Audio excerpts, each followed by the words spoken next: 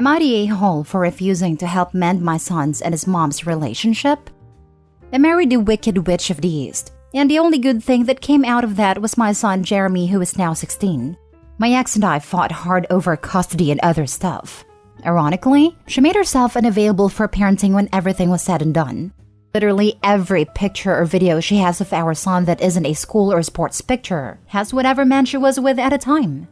Basically, I raised my son as a single dad from the time he was 8. I did remarry, and I'm happy that my son sees how couples are to respect and honor each other. There was a lot of tension brewing between my ex and my son as he started to see her for what she really is. It exploded when she posted a picture of him and her and wrote this horrible post filled with lies about me and my wife. For example, she claimed I cheated on her with my current wife, when I did not even meet my current wife until a year after we divorced. My son is very close with my wife and his half-brothers, and he lost it on her and told her not to contact him again. He hasn't replied to her text or voicemails or emails. At first, she dug in on her lies saying it was her truth, but that she forgives me for things I didn't do. My son still didn't bite, and now told her not to come to his sporting games when they start. Well, I just passed the message. My ex is now telling me that it's on me to help her mend the relationship. I said I want nothing to do with her either. Her attack on me was because I don't have to pay her child support anymore, and her husband left her, and I'm just letting my son decide who he wants to talk or not talk to. I don't believe this is all about defending me, as much as my son was embarrassed by his mom airing dirty laundry in IG. I have zero interest in being the nice guy. I believed in letting my ex reap what she sowed. I'm her enemy, and I'm not going to, and I'm not obligated to help her. Now for the top comments. Do not get between them. This is a fight your wife picked. Important not to badmouth your ex to your son. Be careful even in conversations with your ex. She could be recording you and can twist your words to your son. Not the a-hole. Trying to help the situation may sound like you are somehow guilty. Best to let your ex handle it by herself and offer support to your son. My sympathies to you and your son. I feel like my dad could have written this 20 years ago. My mom was exactly the same as your ex-OP. And my dad had me living with him 50% of the time from when they got divorced when I was 5 until at 11 when I moved in full-time. I'm 36 now, and my dad is still one of my very best friends and favorite people. We talk every day, even though I live 6 hours away. You're not the a-hole. Your son is 16, not 6. He's old enough to decide who he wants to talk to and have a relationship with. Your ex made this mess, and it is not on you to clean it up. I agree with what the previous commenter said. Be careful to make sure you aren't actively bad-mouthing your ex too, or in front of your son. He's seeing her for what she is, and the rose-colored glasses are shattered. I now have a little boy of my own, and I pray I'm as good as a mother as my dad was a father. My dad is very close with my husband, my son, my sister, my in-laws, while my mother and I speak again, but it's on my terms. She can't push me around like she could when I was 6, and I'm fierce when it comes to my son. She used to do stuff like travel across the country to see my stepsister's children with her husband, but wouldn't meet me an hour and a half away, which is midpoint for us, to see my son for lunch. She forgot his birthday when he was 2, so I laid the law down and said I won't tolerate a half-baked relationship with him. She either treats him the same or just can't see him. I'm not going to let her mess with a sense of self-worth like she did with me. And that may be something that you do want to talk to your son about. Without insulting your ex, talk to him about how he feels about the whole thing. Ask him. Tell him that he is a great kid and that both of you are very lucky to be his parents. Make sure that she hasn't been trashing him on social media too. That kind of thing can really mess with your head when you're a teenager. I wish you the best. You sound like a wonderful father, not the a-hole. Why do you have to pay your child support if your son was with you from age 8? Shouldn't she have been paying you? Not the a-hole. Your son is old enough to make his own decisions about these things.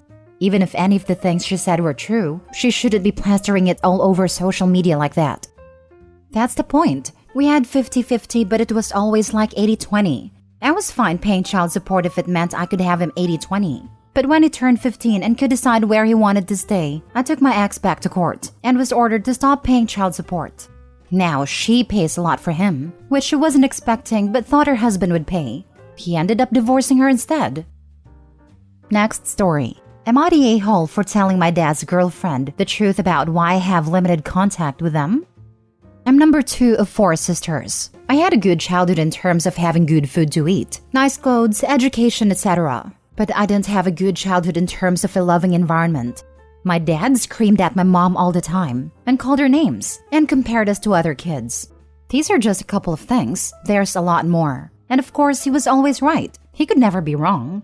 He did a lot of charity and helped other people, so mom would always say what a good guy he is, and we should be grateful for him. Me and my sisters also managed to ignore everything when we were younger and didn't know better. Then a few years ago, there was a situation, I don't know how else to put it, with my older sister that finally made mom take off her rose-colored glasses, and she filed for divorce. And I have limited contact with him now. He has a new girlfriend who he's been with for about a year. I've met her once and she did seem nice, but I just don't want much to do with him. Not that long ago, his girlfriend DM'd me asking if I'd like to meet up with her for coffee and that she wanted to talk to me. So I said okay, and we had lunch a few days ago. She asked me why I was so distant from my dad, and if it's something she did, or if she made us feel uncomfortable, and she would like to get to know us and clear the air. I said it's not anything like that, it had nothing to do with her. I eventually told her about what type of dad he was, how he treated my mom and all that. She seemed sort of shocked at first, and I think she thought I was exaggerating. I didn't really know what to say, so I just replied this is what he was like with us and this is why I limit contact. She obviously talked to dad about this, and he called me asking why I said that to his girlfriend. I replied she asked for the truth, so I told her the truth, but he said he's upset I tried to make him look bad, and I'm one-sided. I wouldn't care what he thinks, but my younger sister thinks I shouldn't have told her all that and just let them be. So am I the a-hole? Not the a-hole. I'm guessing your dad led her to believe it was her fault why y'all didn't go around. So I don't blame her for being concerned at asking for the truth, which you gave her. When she confronted your dad, he again wants to spread the fault instead of accepting it. Granted, there's always two sides to every marriage, but he's not accepting or owning up to his side. Two sides to a marriage, sure, but he also mistreated his kids. Dude's just abusive and doesn't want the new girl to know yet cause he's still trying to honeymoon her. Yep, he is probably love-bombing her and trying to spin a narrative about his past. I hope she sees through it. She asked me why I'm so distant from my dad. Not the a-hole. She asked for your side and you gave it. And I'm one-sided. Yep, but you aren't obligated to be some impartial reporter, and everyone should know this. For my interest, what is your other sister's relationship with your dad like? My younger sisters feel the same way as me, but they're just not so vocal about it, if that makes sense. Like they'll go along with what he says for the sake of keeping the peace.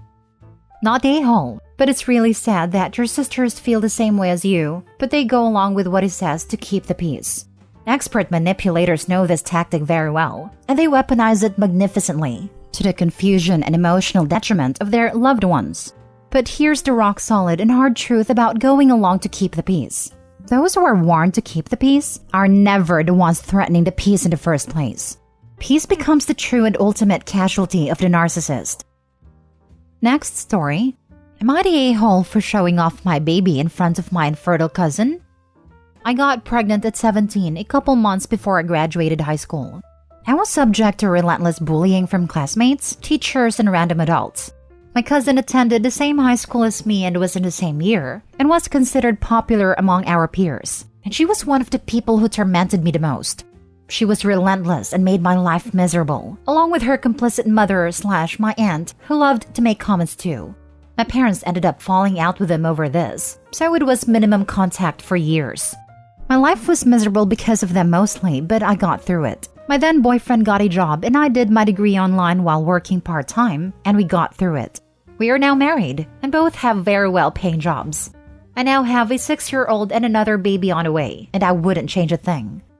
My parents adore their granddaughter, and her great-grandparents absolutely spoil her, and love it too.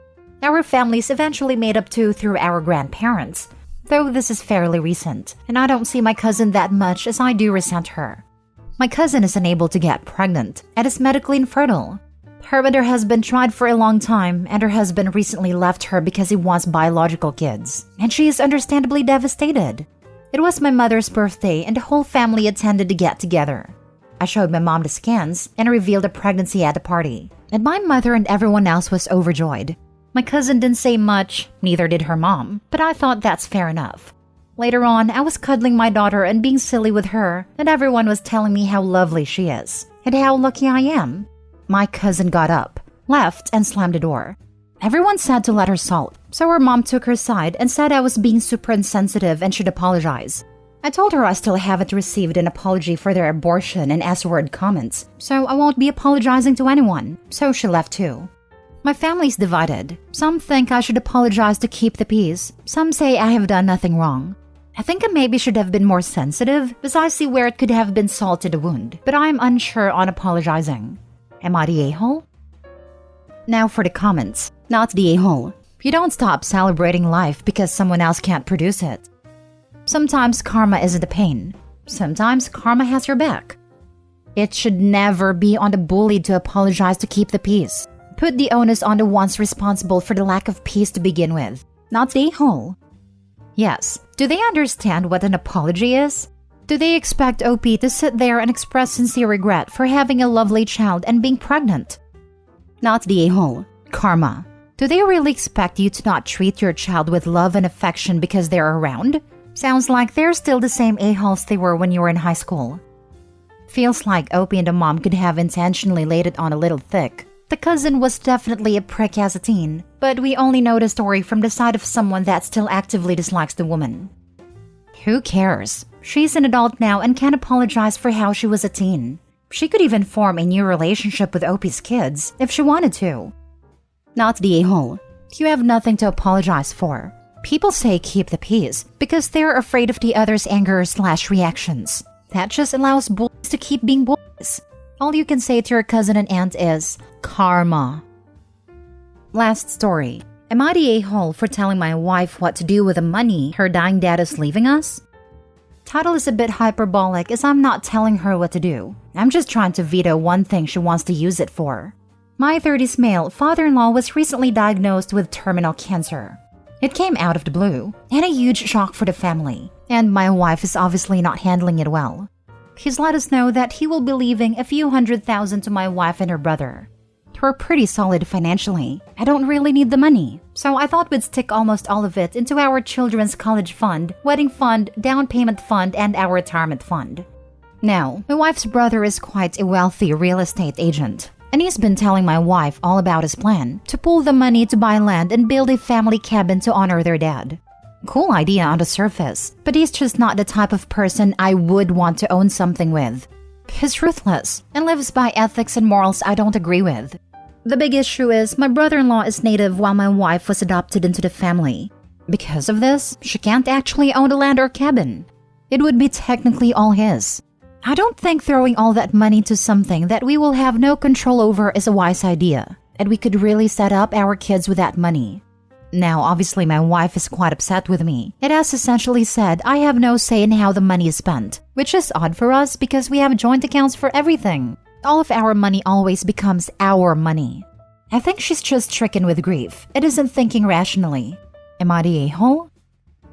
Not the a-hole. OP, I have a feeling that the answers you are going to receive here will be very similar to the ones I'll share below. I would share this thread with your wife once it's hit a general consensus. This sounds like a truly terrible idea for all those involved, with the obvious exception your brother-in-law. Inheritance is a once-in-a-lifetime opportunity and should be a safety net for all of the things that you named above that sound like they are all well-planned, like wedding, college, retirement, etc.